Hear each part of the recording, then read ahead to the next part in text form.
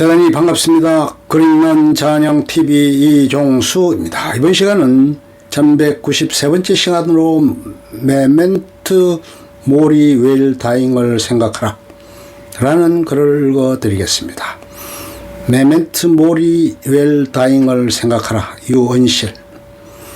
아르스 모리엔디. 죽음의 기술이라는 이 말은 흑사병으로 수많은 사람이 죽어가던 중세 유럽에서 발간된 일종의 죽음 준비를 위한 지침서 제목이다. 전쟁과 기아 그리고 바이러스의 공격으로 죽음이 일상화한 오늘날 아르스 모리엔디의 내용은 어떻게 달라져야 할까? 메멘토 모리, 즉 나의 죽음을 매일 생각하라라는 항목부터 포함되어야 하지 않을까?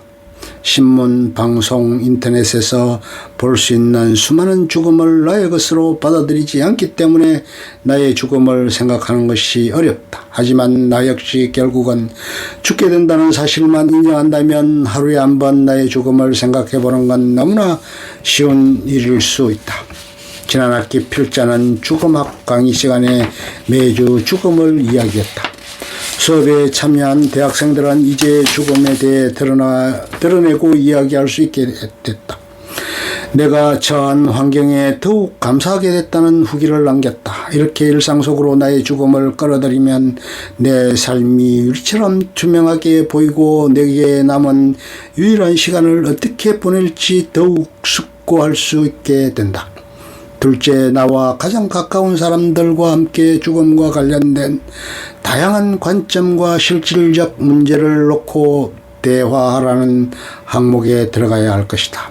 부모와 자녀, 친구들, 가까운 직장 동료와 자연스럽게 죽음을 이야기할 수 있다면 더없이 좋을 것이다. 죽음의 문화라는 측면에서 비슷하게 죽음을 이야기하는 것을 금기시해온 한국, 일본, 대만 세 나라를 비교해보자. 일본은 이미 1970년대 죽음의 문제에 관심을 갖고 미국의 연구 결과를 참조하기 시작했다. 죽을 권리를 주장해온 존엄사를 위한 일본 협회는 회원이 10만 명을 넘어 전 세계적으로 규모가 가장 큰 죽음 관련 단체다.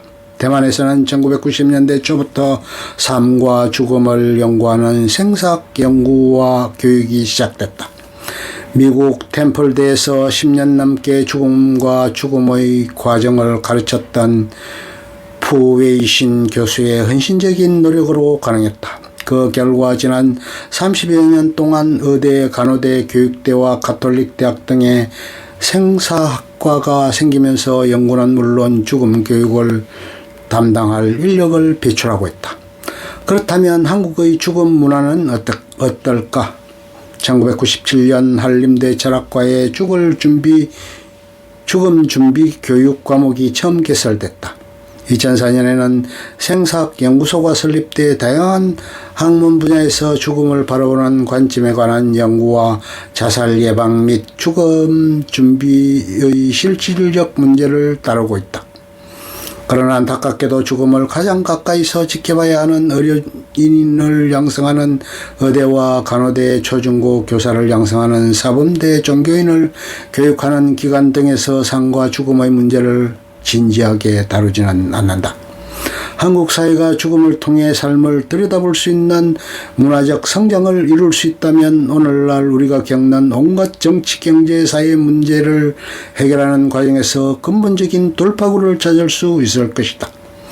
지금 우리는 모두 코로나19 사태로 보이지 않는 죽음을 시시각각 느끼며 죽음을 두려워하면서 하루하루를 살아가고 있다. 바로 이럴 때야말로 공교육과 시민사회의 죽음 준비 교육이 발맞춰 나가야 할 때가 아닐까. 더 늦기 전에 우리 모두 아스피체 모르템, 즉 죽음을 직시하는 용기를 가져보자. 끝. 좋으면 좋아요, 구독, 알림 설정 눌러주세요. 감사합니다.